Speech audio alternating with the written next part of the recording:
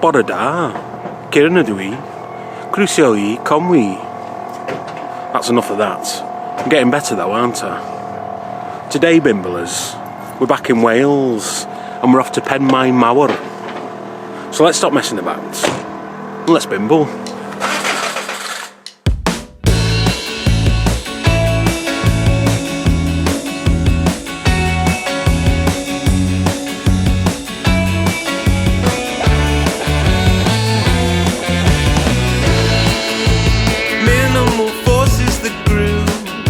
Magnetically brought me to you. Visions that cut through the cold to my heart. Feelings of warmth now resume. Feeling that coming from you. Bursting to blow at the seams of my heart. As if this was love that I felt. Falling for somebody else. Taking my eyes from the ground, turning my heart upside down. As if this could change all the past, fixing the bruise from the last time that I felt anything. As if this was love that I felt, as if this was somebody else.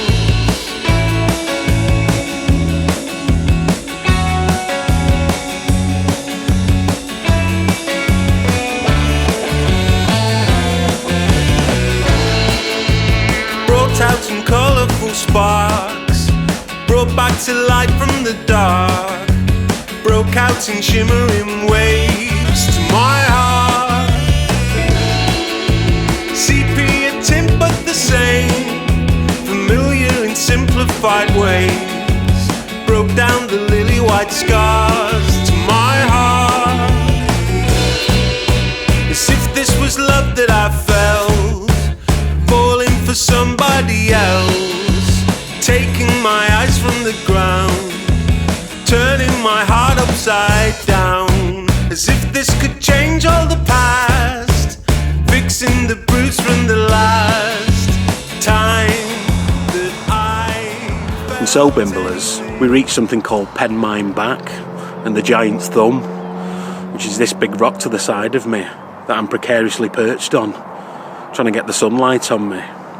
Prior to 1932, this cycle path would have been the only road going round these cliffs. It would have been an old Roman road, linking on to Thomas Telford's road, which was also an old Roman road, Ita 2. Ita meaning itinerary, as in a list of places on a road. It would have wound its way through Conwy and around these cliffs, but these days, it's just a cycle path. In 1932 they built the tunnel to extend the road and get more traffic down it. More ways to get you off onto your holidays in Anglesey. It's known colloquially as the Beep Beep Tunnel because it's customary to toot your horn twice as you go through. That's to mark the memory of two men that died digging the tunnel. But all the dangerous work hadn't ended there. In the late 80s and early 90s they extended the road further and made a dual carriageway. So they had to dig another tunnel on the other side. But the old road remains in place and it makes a lovely cycle path for us to bimble down. National Cycle Route number 5. One of my favourites or one of my most hated cycle paths, depending on where I am. Anyway, I've got to get down from here now. Let's bimble. As if this was love that I felt, as if this was somebody else.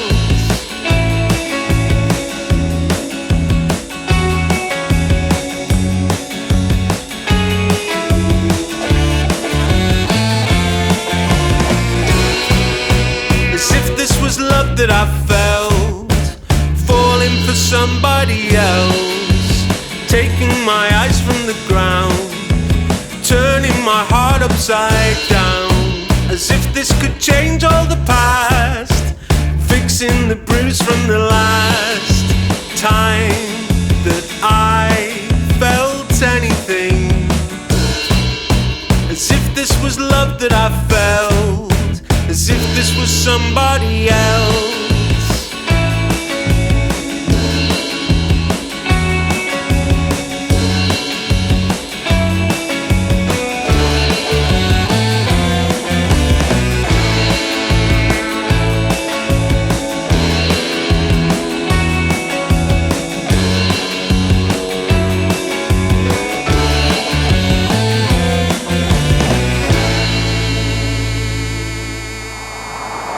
And so we reach Penmaenmawr, a lovely seaside town, which looks lovely today in the sunshine. It's like a David Hockney painting, what with all the nice bright colours. It started out as a town built around a quarry. They used to bring the stone right down to the beach and load it onto ships. More about that in a bit. But in Victorian times, it became quite the place to come to. That was because the Prime Minister used to come here on his holidays, William Gladstone. According to my new official Big Book of Bimble, available at Bimblism Live, with a free Let's Bimble pencil. According to my Big Book of Bimble, he was Prime Minister on 4 separate occasions. That's 1868, 1880, 1886 and 1892. That was on behalf of the Liberal Party, where he started out his political career. On the other team, the Conservatives. He was President of the Board of Trade under Sir Robert Peel and Chancellor of the Exchequer under George Hamilton Gordon, or Lord Aberdeen as you might know him. I didn't know you were allowed to be a Conservative MP and be born in Liverpool, but William Gladstone was born on Rodney Street in Liverpool. There's a statue of him in St John's Gardens. He switched sides in 1859 and joined the new Liberal Party under Lord Palmerston, and he became Chancellor of the Exchequer again for the other team. He moved to Harden Castle near Shotton, which was his wife's estate. Her name was Catherine Glynn. William Gladstone clearly loved Wales. He came to Penmaenmawr 11 times on his holidays in between 1855 and 1898 when he died. That made this lovely little seaside town quite the place to go to. If the Prime Minister goes there, we've got to go. It was like the Dubai of its day. Can you imagine Keir Starmer coming here on his holidays, rolling up his trouser legs and having a paddle, stopping in a static caravan? Let's Bimble.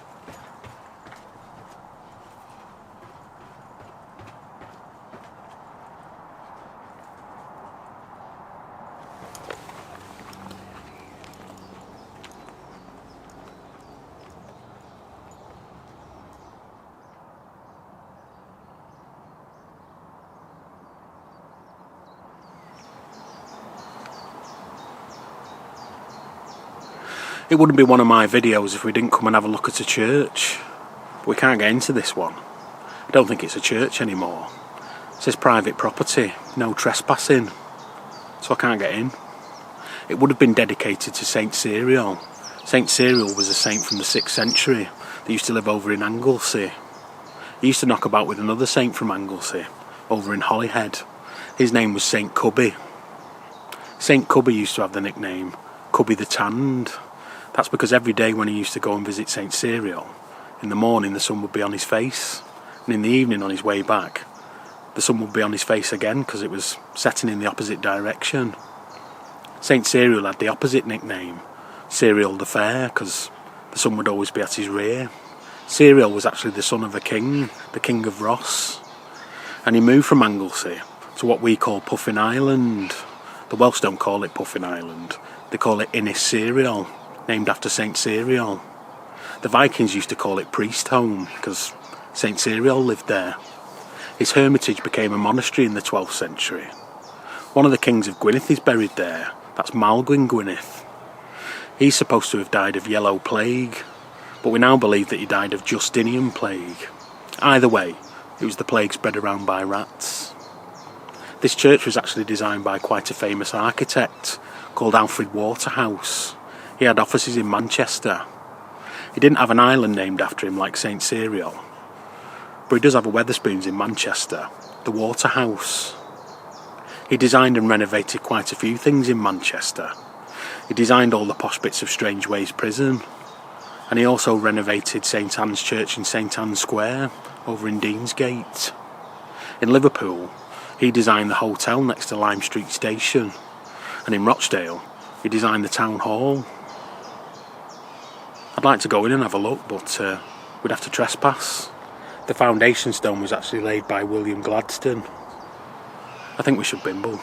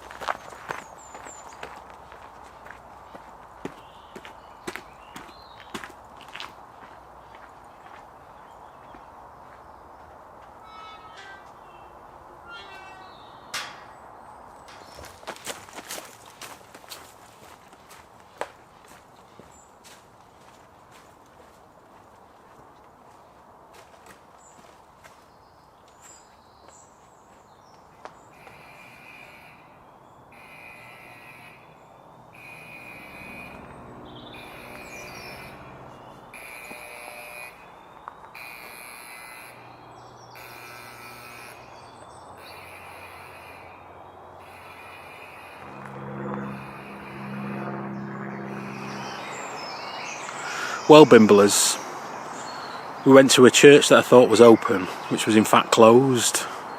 Then we set off to a quarry, which I thought was closed, which was in fact open. We got all the way up the public footpath, right to the end of it, where it becomes private property. You have to trespass to get in. And I thought about trespassing. Then a load of alarms went off, and the conveyor belt started moving. And they started sending stone down the mountain.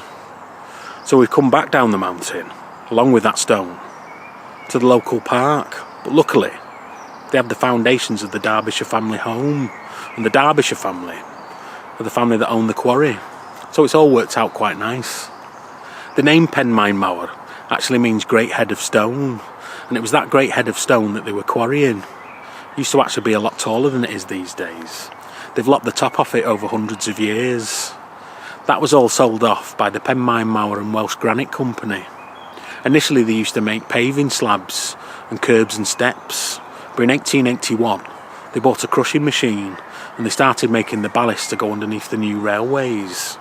They still do that to this day. In fact, they made the ballast that went underneath the Manchester Metrolink, the new extensions. At the height of production, there were about 1,000 men working up at that quarry. Families used to come from far and wide just to work at the quarry. They used to send all the stone down the mountain on a 3-foot gauge steam railway, all the way down onto the beach and onto a jetty, and then load it straight onto ships. They did that up until 1976. In 1967, they had a little bit of an accident with those ships. There was a ship from Hamburg called the NEWTON-Le-WILLOWS. It was the largest ship they ever docked at the jetty, and it broke free of its moorings in a storm, and as the rope snapped, it broke the boatswain's leg. He had to be airlifted off to hospital in a helicopter.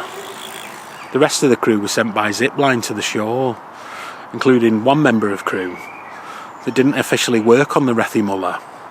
She actually came from Llandudno. She was just helping out below deck, you know what I mean?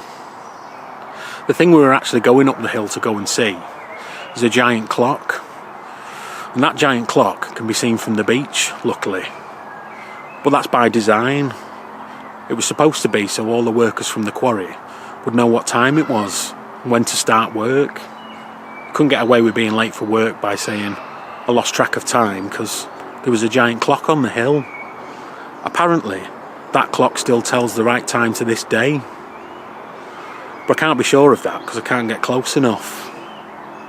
I do know it's time to go home though.